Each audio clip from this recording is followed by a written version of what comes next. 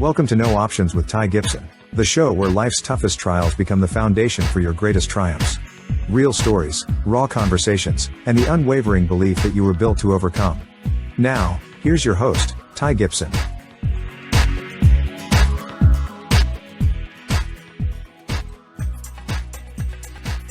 Hey guys, I am here today with, I've been super excited to have this conversation today. We are blessed to have Linda McCasland with us today, and better known as Miss Mac. And Miss Mac, I just want to say thank you first of all for taking time to get on this call with me, because this is, we talk about trying to help people, and good night. I think your name comes to the top of the list. So thank you for being with us today. Absolutely. Yes, sir. I want everybody to know that I love Ty Gibson and his family, and I feel blessed to know you all and be friends with you all, and for the length of time that I have, and for the connection we made years ago. Thank you. Yes, that's been a blessing to us as well. So, guys, Miss Mac, and we talk about no options on this podcast about overcoming adversity and pushing through, right? We all deal with things every day. We wake up with little things. Some people are waking up with big things, Yes. and as we all know, God has a plan for all of us, and and what I'm trying to do is just share some of these stories of people that have gone through some adversity. And what is amazing is what's on the other side of adversity. And Miss Mac, guys, when I say she's a blessing to this community that we live in and beyond. And I'm just going to tell you a little bit about this. Miss Mac has, in 1998, started Miss Mac's Shining Stars, and it is a Christian school. Yes. And I will tell you, there are multiple kids throughout this generation of kids gone through this Miss Mac's, and let me tell you, I personally have my nieces and nephews have gone through, and my daughter, and I can tell you, you can pick out a Miss Mac Shining Star in our community because of the way they act, the things that she's taught, and it's just an amazing thing that you've done, Miss Mac, in that way. The kids that you've touched for generations have just been amazing. Thank you. But I want to say a couple of things. Just recently, October the 16th, guys, Miss Mac, there was a group here in town that wanted to get a proclamation request from the governor to do just a Miss Mac Day, right? Just to get a proclamation, which is pretty common. But when they sent in Miss Mac's their request, the governor's office said, absolutely not.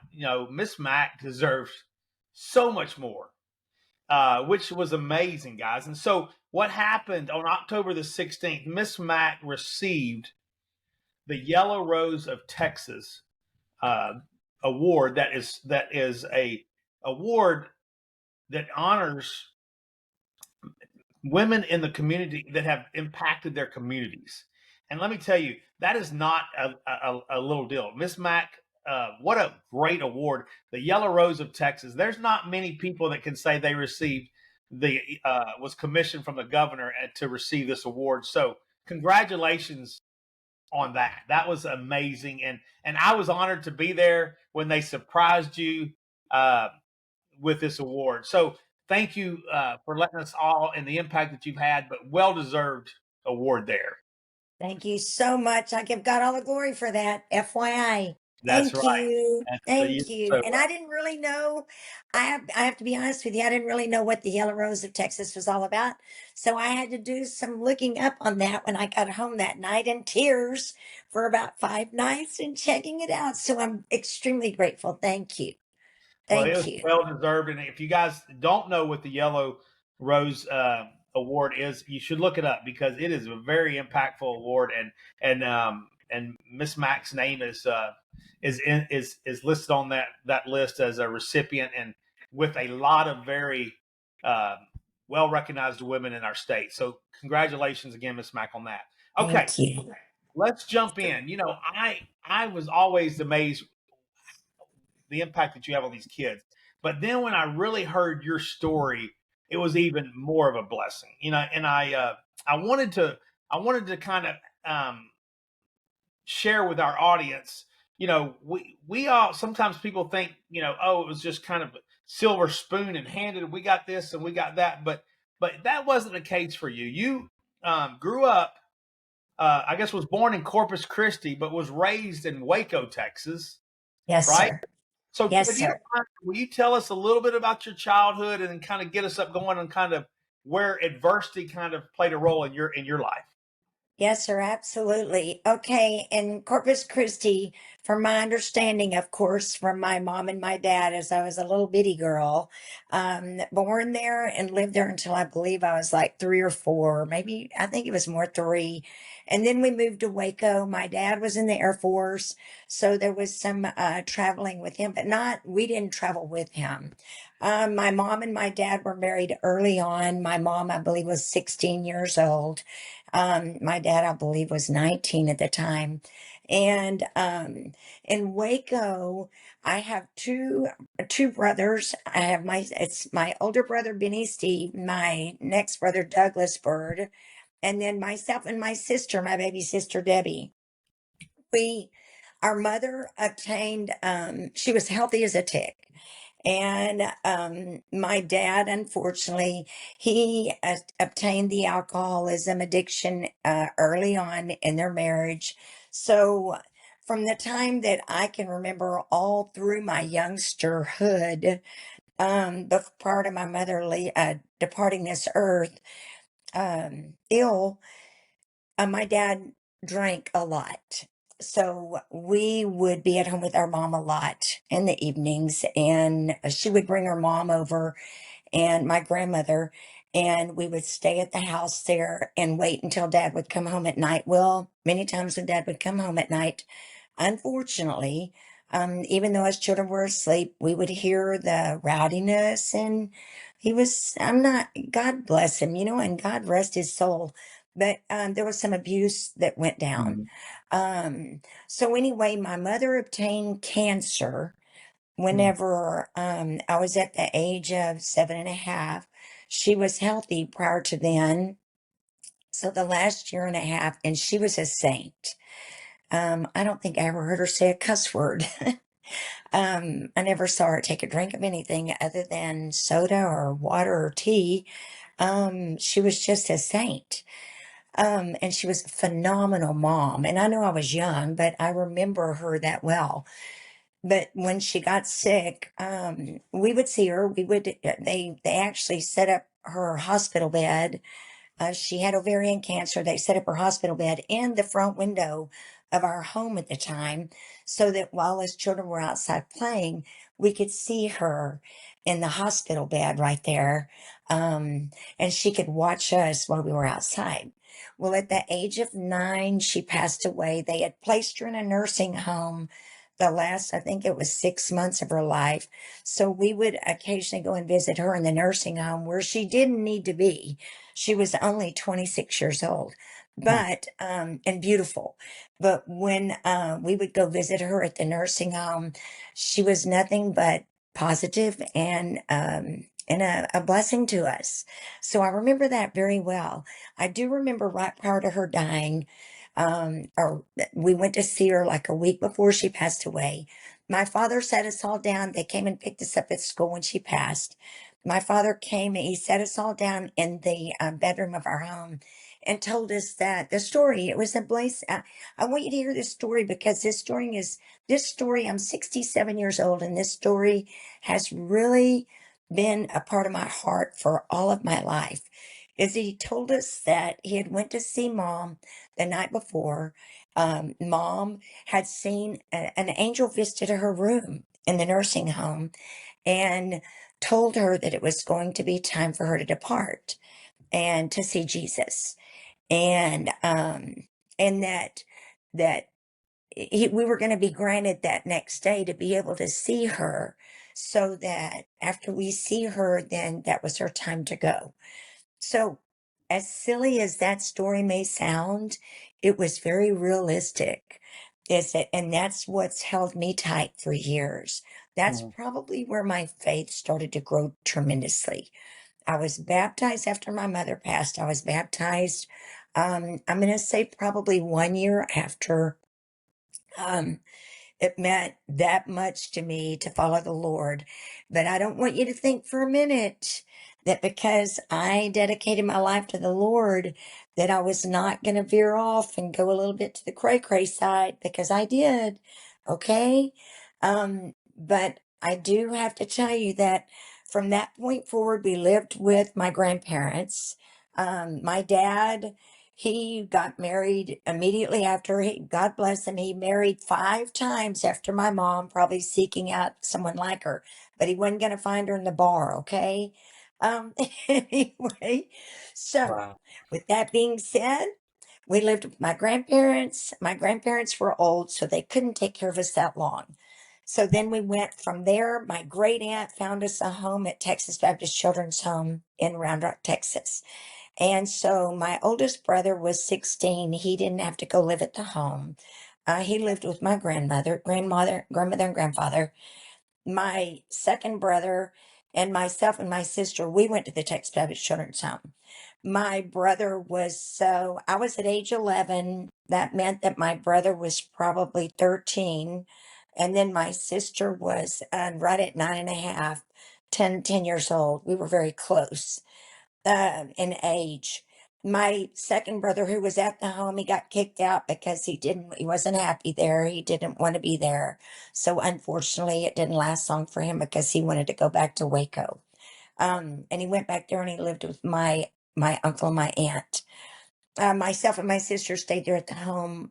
I felt blessed to go there.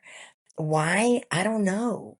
I really think it's because my mom and pop, that's what we called them at the home. We lived in a cottage, so we're 10 girls. You had a laundry day.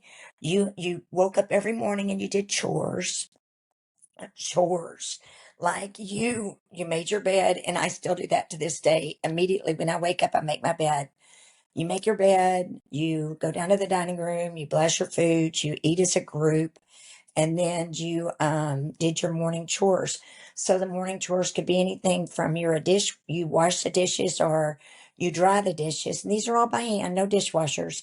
And then you would sweep and buff the floors, okay? Or you'd have bathroom duty and you would clean. There was 2 big bathrooms that had 3 stalls in each one. So you'd clean the bathrooms and sweep and mop in that. This is all before you get ready for school. And then you get ready for school and you get on the home bus and you go to school. Um, I think my That's amazing. happy was the fact that I had the mom and pop were about 80 years old. Okay. So that's pretty old. So that's who it was that was raising a cottage of girls from ages, anywhere from ages, I'm going to say 8 to 16. Wow. Yes. And there That's were amazing. two and three in a bedroom. And the house parents were at the front of the house. Um, the home is where I found my happy. So when I found my happy, I think it's because we were connected. We had chapel every Sunday. We had chapel every Sunday night. We had chapel on Wednesdays. Any revival, you didn't miss any revival because you were going to be part of the revival because we lived there. Am I going on too much or are we okay? No, absolutely. This is amazing. So, yes, I'm loving this. This is awesome. So, well, first of all, I want to bring up a couple things. You, Yes. you, I mean, there's a lot going on, right? I mean, but to me, what, as you got in that home and you said you absolutely loved it, what, I Yes. mean, because I want people to hear we've got to adapt, right? And Yes. we got to push through. Yes. What was, if you can remember, do you remember being there and going, I'm going to make this the best I can, or was it just something Yes. that I mean, because you obviously, you said you loved it, and I mean, and a couple amazing things to have an 80-year-old, those people to be able to take care of 10 young girls. Yes. That's an amazing story in itself. But But Yes. for you to be able to, I want to kind of dive into that a little bit. What made you tick? What made you realize it's time for me? Because sometimes we just got to look in the mirror, right, and go, You got I'm it. going to be the one to make a change. So what was that? What was that like for you? What made you, I guess, want to make this just the best it could be? I think a lot of it was because of the fact that I loved the family orient. I loved the fact that we could all be together, that we could all love one another, even though we had disagreements. But I think what it was is that internally, I think I was a little bit upset because our father had dropped us off there and we didn't see him for a year and a half later. Okay, so we're dropped off in a place that, number one, we had only went to go look at and see for one afternoon for a couple hours. Met a social worker named Jerry Gorey, who still has a very special place in my heart. I love Jerry and Sylvia Gorey. And he I think that the encouragement that I received within was pretty much, I don't think that I was like uh like prayerful enough to where I really, really knew what I was doing faith-based wise. But I think that going to church and being a part of the unit and being part of feeling loved was Hmm. important to me. And Right. because of that, I had family members that couldn't take us on. And it wasn't until later on that I questioned that. You know what I mean? But I think what it was is that the independence was okay with me because I wasn't around the toxicity. Right. That part was gone. Right.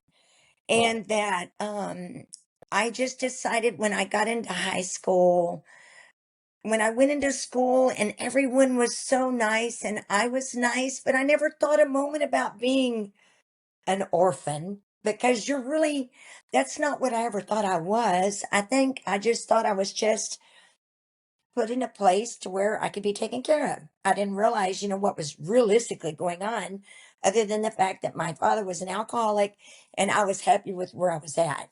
Right. And whenever everybody was so kind and I was having fun and I was loving everyone and feeling so accepted, I never thought of anything of it being unusual and different that I was in the Texas Baptist Children's Home.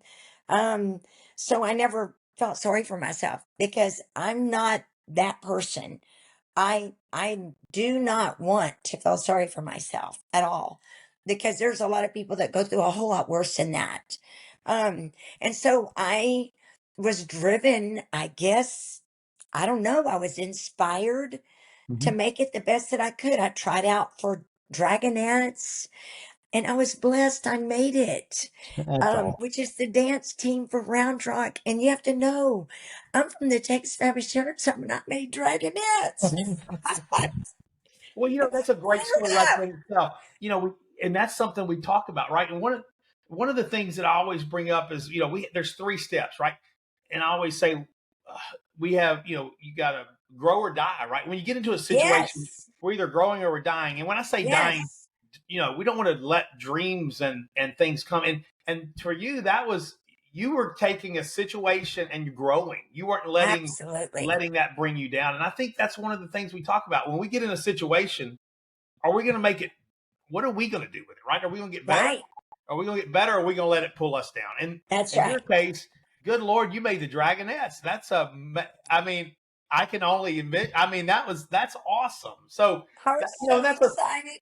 I hope, whoever's out there dealing with this or whatever they're dealing with realizes, it's up to us, right? I mean, we Yes. can achieve whatever you put your mind to, and what a great story you have there, though, of doing that. So, well, so okay, so we're now at the Baptist home, and you're doing some great things.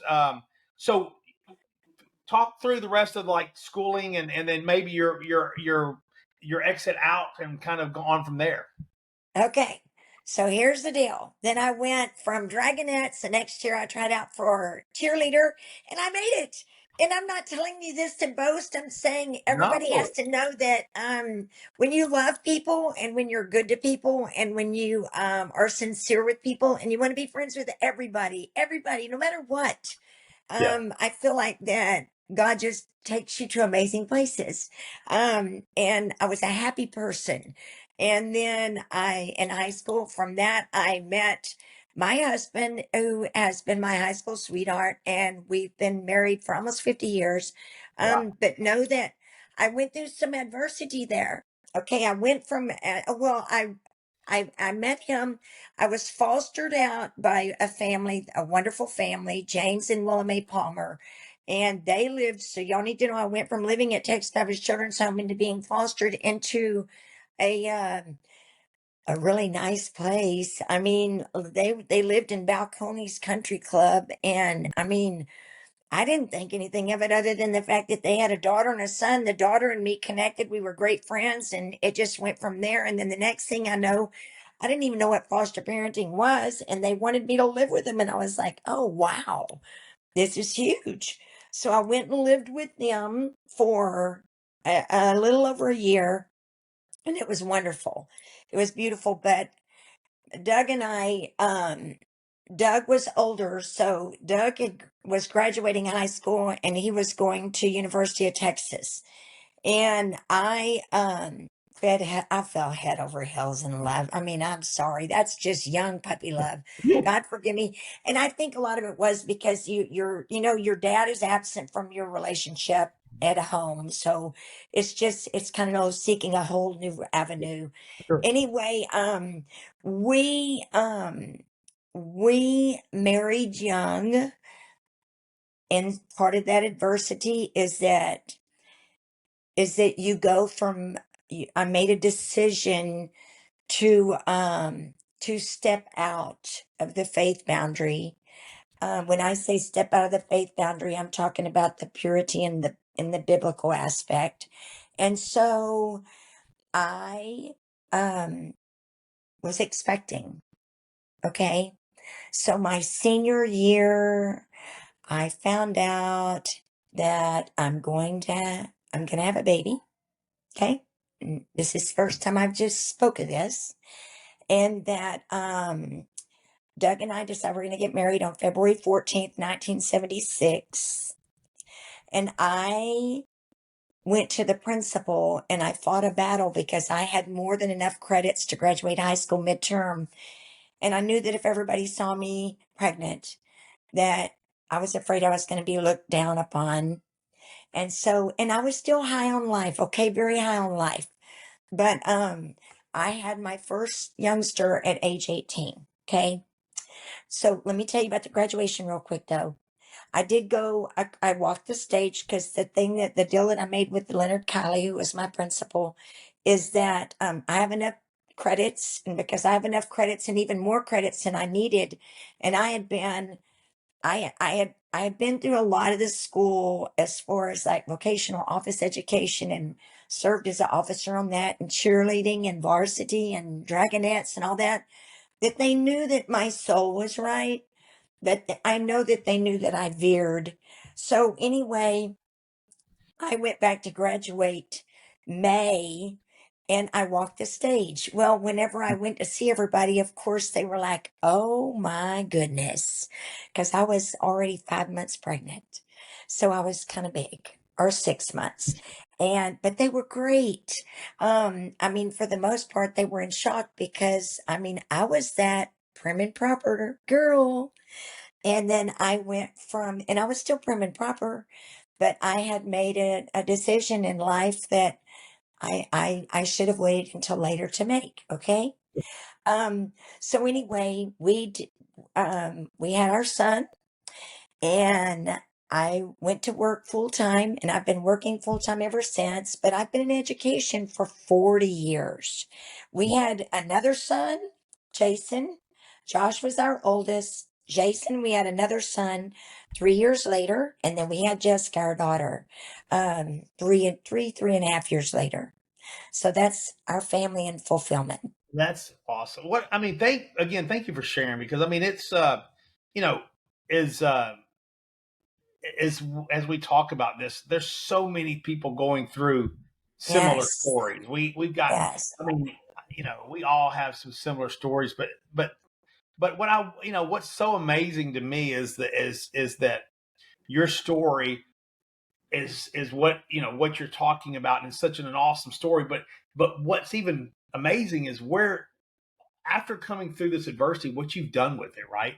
And the people that you've impacted, even with the adversity you went through. I mean, what a story! I mean, the from the Baptist home, maybe dealing with alcoholism, to the Baptist home, to the beautiful home out in Balcones.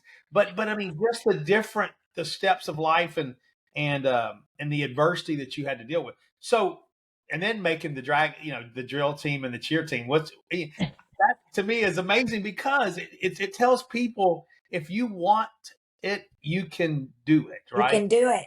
I You mean, can do whatever you want.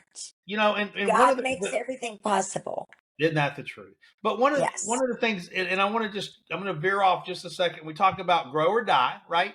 And Yes. because this is your story right here. You had a choice to grow or die, and that's what we Yes. do. You chose to grow, and then the Yes. step two is hope or despair. You didn't Yes. let go of your hope, right? And that's No. how we No. think, You got it. right? Hope or despair, and that's how we That's think. And right. then humor or drama, that's how we talk. So I say Yes. those are three things that I talk about, and you're a prime example of all three. It's what you did, it's how you think, and then it's how we talk, and those things Yes. create our mind is as positive Yes. thinkers, right? And the mind Yes. is so powerful. The mind is Yes. so powerful that we have to understand, when we think positive, and I mean, you are when I talk positive attitude, I can't imagine, and you people that know Miss Mac, good gosh. In fact, it's funny, I want to say a couple of things. I called some people and I said, tell me a few things when I say Miss Mac. Well, first, when I talked to Brad Fithian, and you know Brad very well, Brad's had kids go through, but Brad said Christian character. Oh. And Brad, being in law enforcement, he said, here's a funny story. He said, I would pull people over, and I would go up to the window and tell them, you're not being a Christian character here. And he said, people look at me funny, but he said that I all love came it. from Miss Mac. He said, I use Christian character in my world. Um, but I've talked to several people. The word love. They said you're just full of love, and impact on our kids. These are and me personally. I mean, my nephew Haven I love is it. still to this day talks about Miss Mac, and Christian characters, and I will tell you all of what your story just went through. So I just want to say thank you, because you just went through the three steps I just talked about, and I talk about this often. Is that what we do, how we talk, and how we think is how we are going to react, right? Because of our That's mind. right. So, That's uh, right. well, thank you. Thanks for sharing that story. Now is when you and Doug got married. You had these great kids, Josh, Jason, and Jessica. And by the way, Yes. uh, and I know you and Jessica has been involved with the business very much so. And Yes, sir. Doug, as we call Mr. Mac, is Pops. he is so involved with the business. I remember bringing our kids up there, and he was always doing something, fixing something, working on something. But it's been a family business that you created. Yes, And sir. talk a little bit about how Miss Mac's Shining Stars all developed. Okay. I went to work.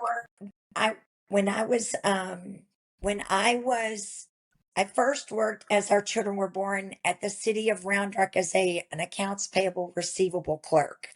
So I went from that, and the whole time that I was doing that, and our children were in uh, an in-home care, and Josh was in public school.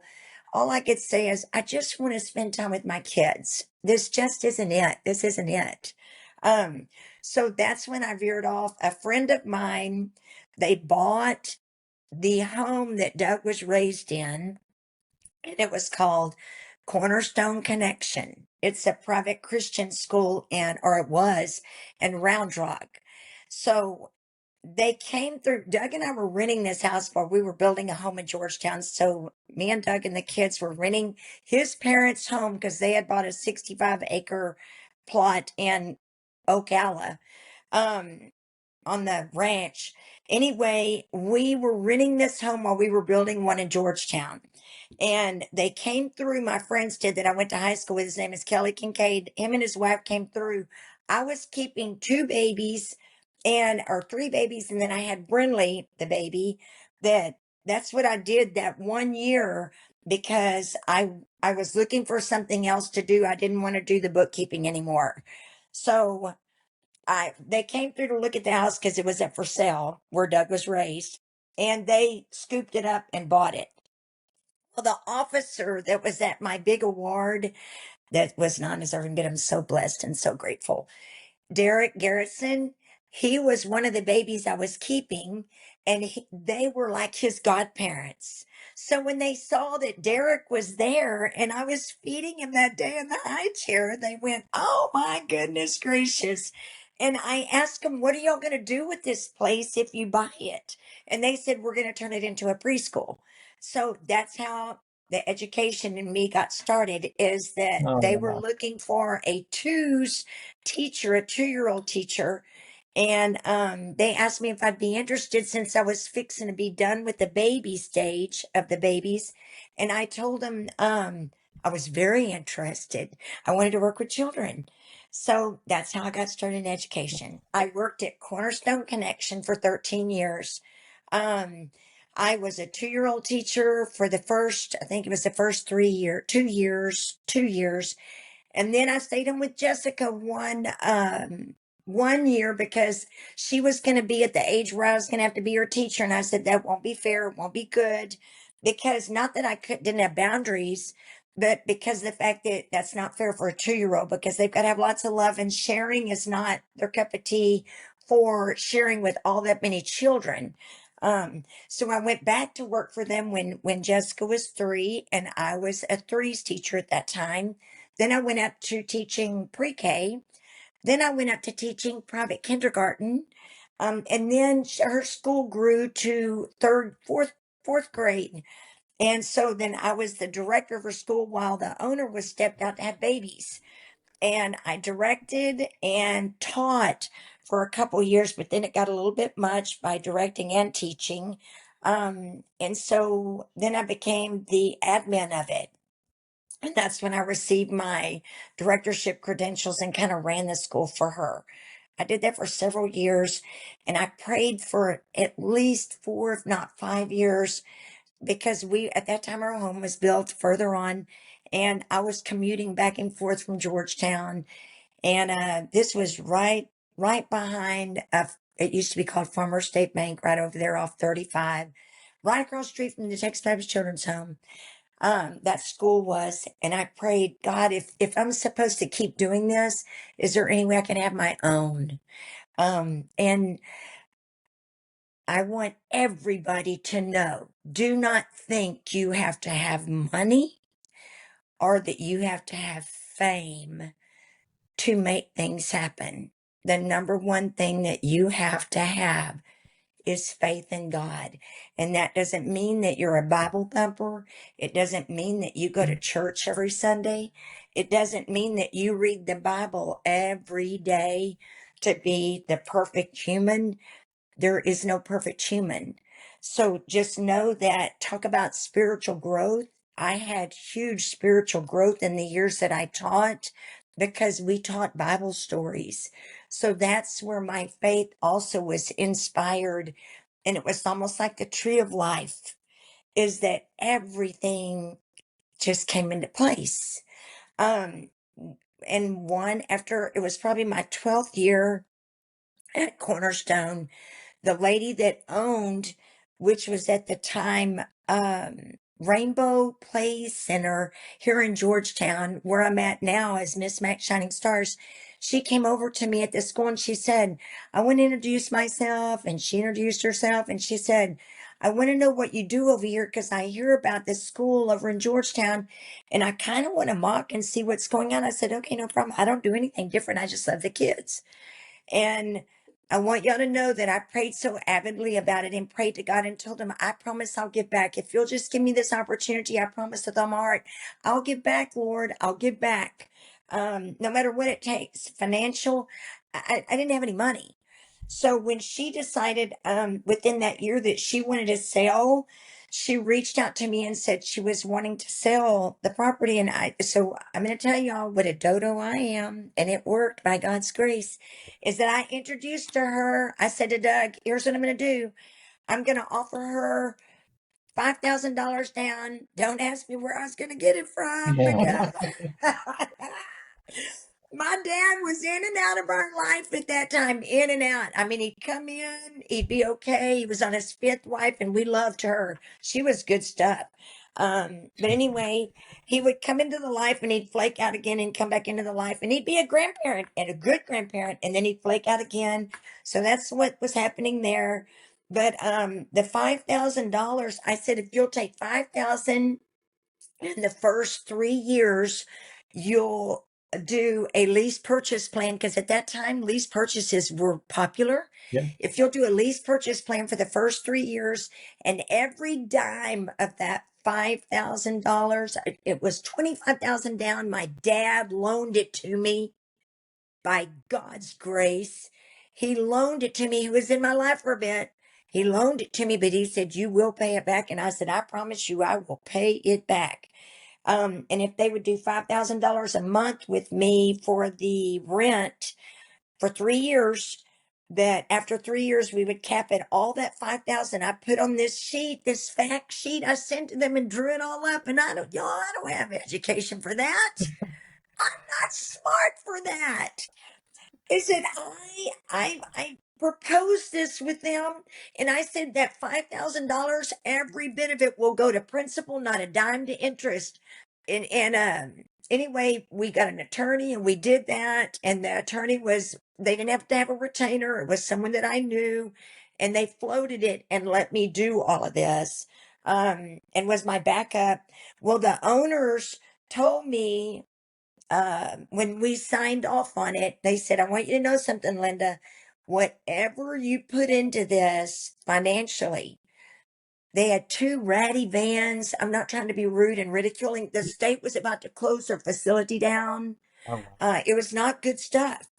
Anyway, they said, any money you put in it, I want you to know if you fold on that rent one time, it's our place again. And I looked at him and I said, you will never, ever get this place back, because I am going to work like a dog. And by God's grace, there we go. That's how I got to school. what And an we went amazing from story. there. And it was terrible, y'all. This place was terrible. God forgive me. I love the people. But the baby room had a rat's nest in the drawer. And I called my exterminator, who was my neighbor, Thomas Skelton, with Allstate Pest Control. And I went, Thomas, there's a rat's nest. I gotta have your help. He was great. So see, it took a village. Well, and you know what? It took a village, but it took you. God, I mean, thank God you had that determination, because Ah, again, guys, the impact that you've had on these kids because of what you overcame is what's so cool. But yeah, no, that is absolutely amazing story. And again, it goes back to what in our mind, right? If we're positive and we think we can do it, and we're you absolutely got it. we can do it, right? And so, Got it. what a great story. So, I mean, that's not where it has stopped. I mean, Miss Max has continued to grow. Tell us a little bit about what's going, where's from there and where it's at now. Okay, we started out with 32 children and 3 buildings. And I mean, honestly, I'm going to be honest with y'all. One day, I mean, Doug looked at me and he goes, Linda, where are you getting all the funds for everything you're buying for the school? And I went, oh, you know what? I guess I better take, because my dad had already knocked on the door 2 months later and said, Linda, $25,000. And I was like, oh, holy moly. What am I going to do? Because I mean, I was writing the rents out of the credit cards. We had great credit. Yeah. They were sending me checks and I was writing rent payments and 941s with it. You have to pay for stuff. I was buying toys. I was doing everything there was to do to make it happen. And I was working. I would get here. I would open the school at 6:30 and I would close the school at 6:30. And then I would usually not get home until about 9 o'clock, 9:30, because I was trying my best to make sure everything was perfect. And the decorations, toys, everything was organized and in place. Anyway, I looked at Doug and I said, Doug, you know what? I have to tell you, we're like $65,000 in debt. And he was like, oh, whoa. The 25,000 he had already borrowed because he was working for Motorola. He borrowed to pay it back because he had his retirement fund that he could borrow from. So he borrowed the 25,000. We paid my dad back, and then we had like $65,000 in debt. So my great friend John Sloan, who was the president of First Texas Bank Round Rock, Yep. and Sandy Arnold, his assistant, I called them and said, John, I've got bad news. And y'all, we don't have any money. We do not have any money. And I'm not just telling y'all this, we had no money. And I said, we've got to put these credit cards together and we've got to figure this out and we got to pay you back. So can you fix me up a loan? And he did. So y'all need to know there's another God thing. There's another God link there, because I didn't deserve that. I did not deserve that. But we had 32 children here, and we went from 32 to 135 in 5 months. And my mother in law was my cook, and she was such a blessing. She made $8.25, which was a lot of money 27 years ago. I paid her $8.50 to work here, or $8.25 to work here. And 3 days a week, we would provide meals. 2 days a week, the parents would have to bring lunches. So they get hot meals. And y'all, when I say hot meals, I'm that mom that packs the lunch kit for my kids until they're in 7th or 8th grade. How ridiculous. But because they didn't like the food at school, and they had good lunches. I mean, we didn't have no money, but they were going to eat good and they were going to be treated right, because I wanted to be the mom of the century. And I wanted to be the grandma of the century someday, which I kind of think I have been. Sometimes you kind of fall short, though. Anyway, on a whole nother track. Yeah. But just do know that we went up to that to 135. In 2009, we are at capacity, and we're open registration, and we had too many children that we were registering, and I was like, oh Lord, what are we gonna do? Oh my gosh, this is a great problem, but this is a problem. Well, a little preschool had moved out of acrotex gymnastics, and Coach Jerry called me and said, who owns acrotex? He said, Mac, hey, I've got a proposal for you. I've got a whole empty preschool next door, and would you like to utilize the space for rent? And I went, nope, thank you, Jerry. I'm listen, I already work. I'm telling you, I'm already working over here, and I love every minute of what I'm working. But I mean, I was working a lot. And about 2 weeks later, he calls me and goes, Mac, you sure? Because I mean, I'm gonna be exposing the property. And I went, you know what? Okay, coach, I'll take it. I'll do it.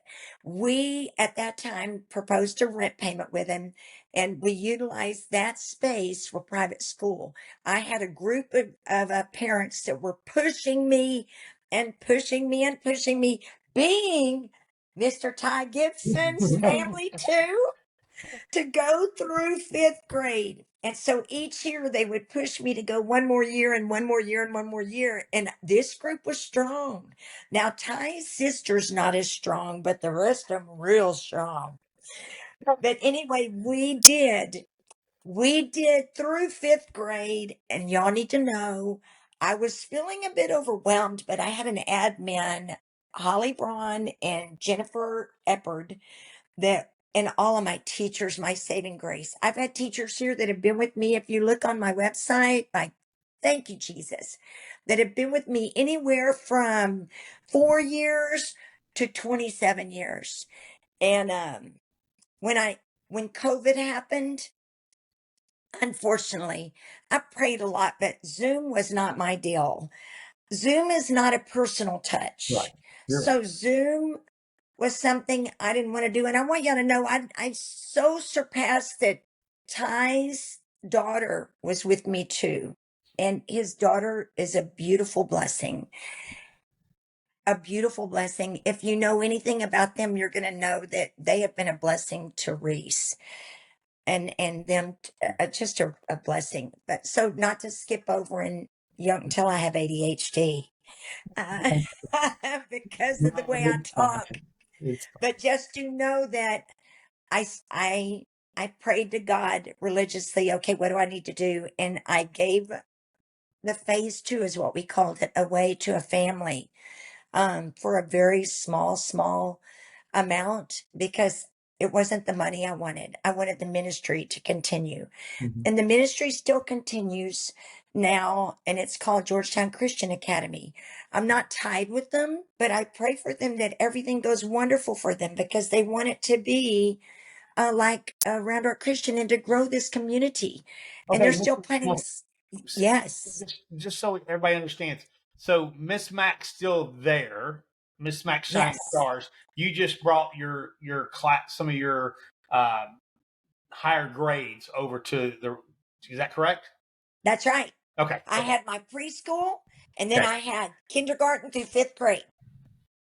So we Yes. were 3 blocks away. And what I would do is I would go from campus to campus each day and admin over it at phase 2 and then go back to phase 1 to the little people's where Miss Jessica was running it and going back and forth. Yeah. Okay. And staying on top of each one of their education because I'm huge on that. Yes. No. And I will tell you guys, she is right. We were highly involved in we were just praying that Reese was able to get in and Haven was going to get my sister Gia was really hoping Haven would be able to stay in for longer. And I will tell y'all this, just from these kids that have gone through that, this Miss Max group, I mentioned it earlier, but they're a different kid and it's because Right. of Miss Mac. I would love, in fact, Miss Mac and I were talking about some of these kids, what they're doing now. And it's a Yes. blessing to hear what some of these kids are doing. And it's been so impactful. Uh, the impact that you've had on these kids is amazing. We could go on for hours about that, but so Miss Mac, you're still directing, you still own. And I will tell you guys, if you've got kids, and Miss Mack, you may not want me to say because you may be at full capacity, but Yeah, if you're you've got sweet. kids um, in the Georgetown, Round Rock area, um, if you can I'll get take in them Miss all. Max, if you can get in Miss Max, it's worth every penny. So I don't know. I hope I didn't just overload you on that and say something that's not true because No, sir.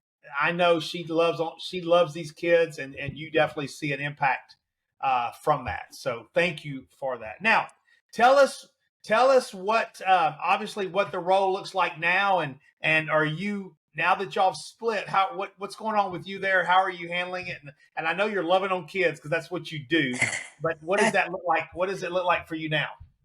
Okay, I still come in daily. Of course, I'm sure my staff is like, we can handle this.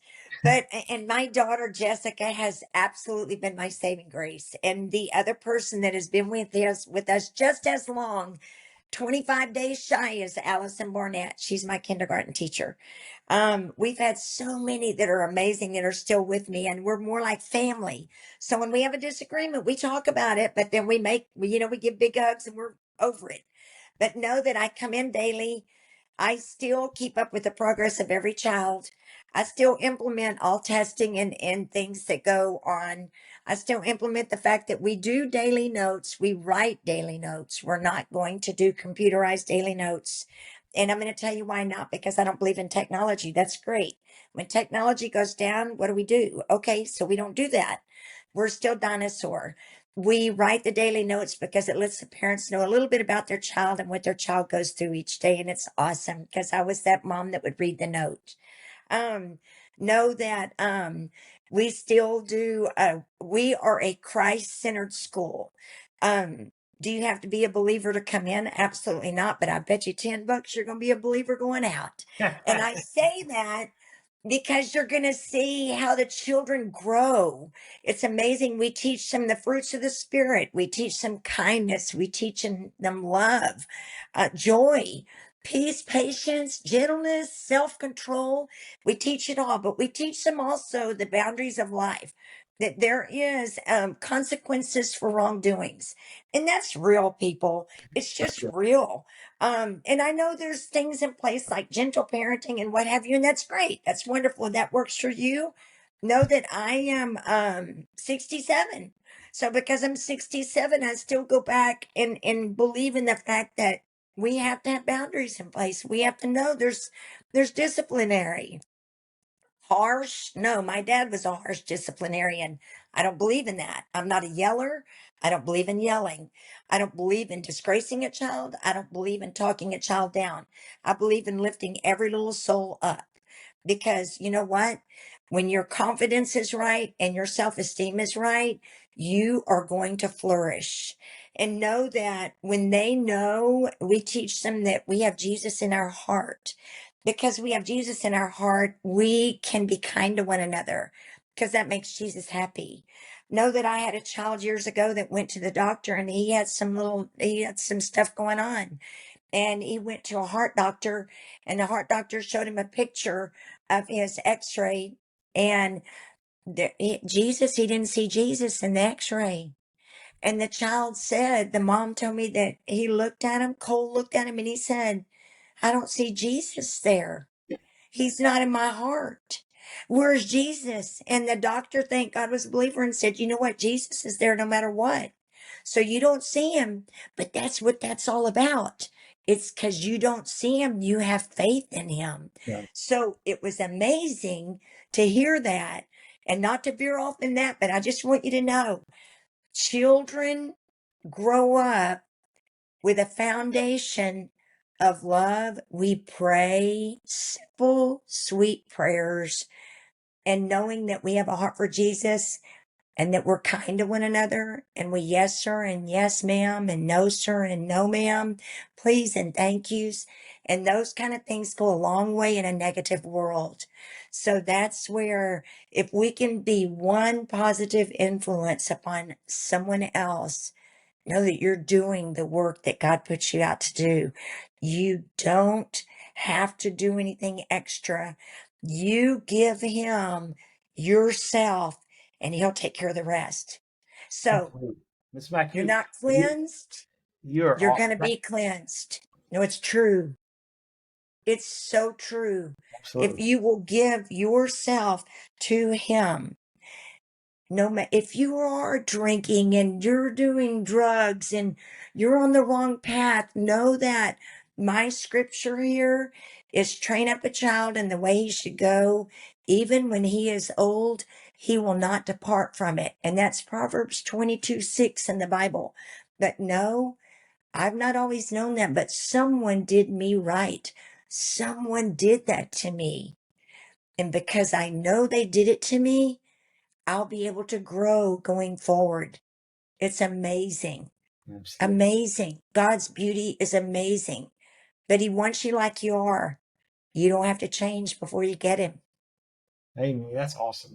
Gosh, I mean, I could go on for hours listening to you talk. I love it. And I listen to this and I think, man, if just the whole world could Ah, be more kind. And I mean, we're love talking right it. now where we could use this at every level of our life, not just our young kids, but I thank God our young kids are getting that from in your schools, and then they're taking it out to the world. But gosh, I mean, the whole world needs to hear that right now. I mean, guys, to me, if I could put Miss Mack on a national, Oh no.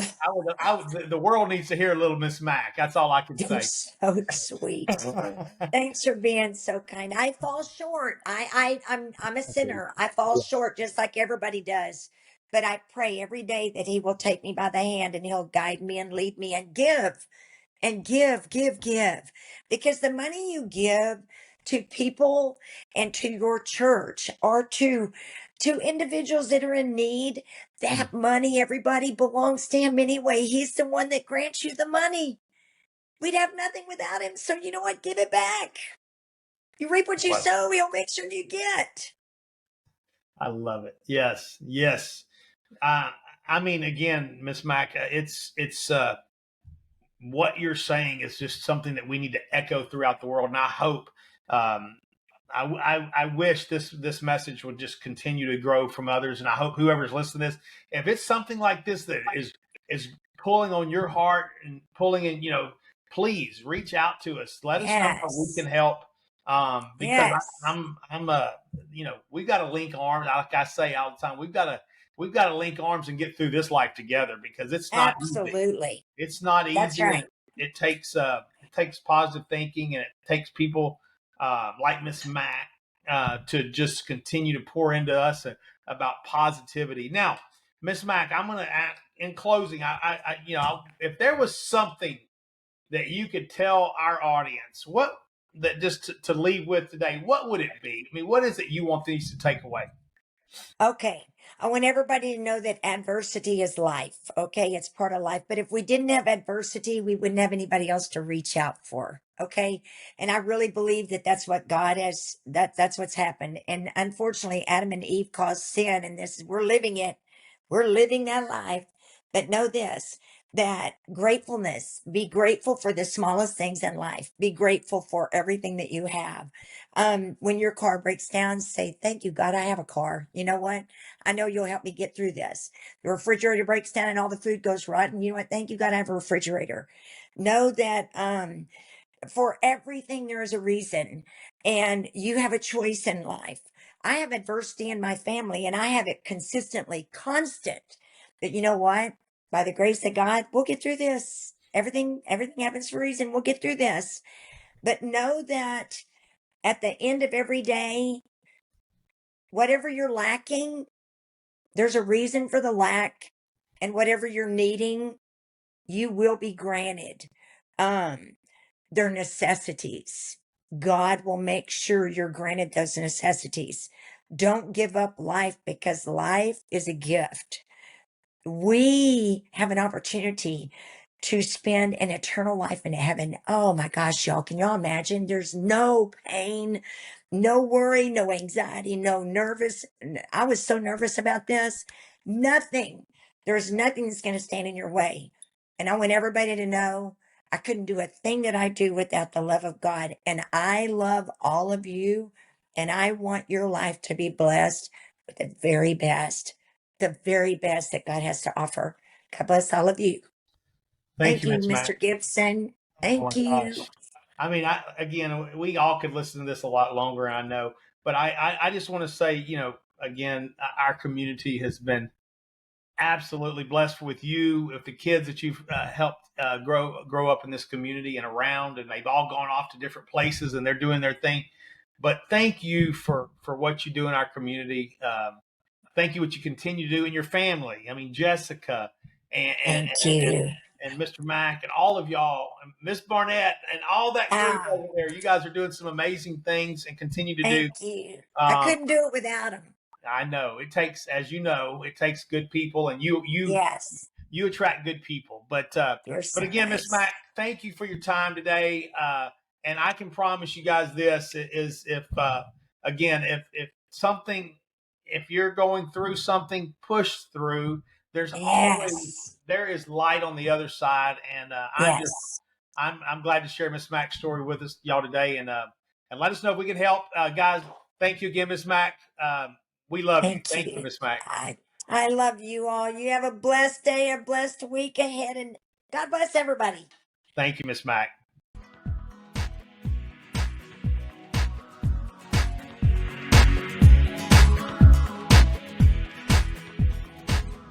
Hey guys, thanks so much for listening to No Options. If this episode spoke to you, please take a moment and leave a review. And more importantly, please share it with someone who may need to hear it. You can find more stories, resources, and ways to connect over at my website, tygibson.com. And that is Gibson with a P, Tygibson.com. GIPSON.com. Remember, no matter where you are, your story isn't over yet if you live like you have no options. I'll see you next time. You know Ty Gibson is an entrepreneur, a relentless survivor. Did you know he's also a powerhouse speaker? After overcoming 3 transplants of juvenile diabetes, he built thriving businesses with one mantra: no options. Ty transforms adversity into action. His keynotes ignite audiences with real-world resilience and 30-plus years of sales mastery. Are you ready to inspire your team? Book Ty Gibson today as your next speaker. You can call 512-944-4780 or head over to tygibson.com. That's Gibson with a P. It's time for your event to share the motivation that is no options.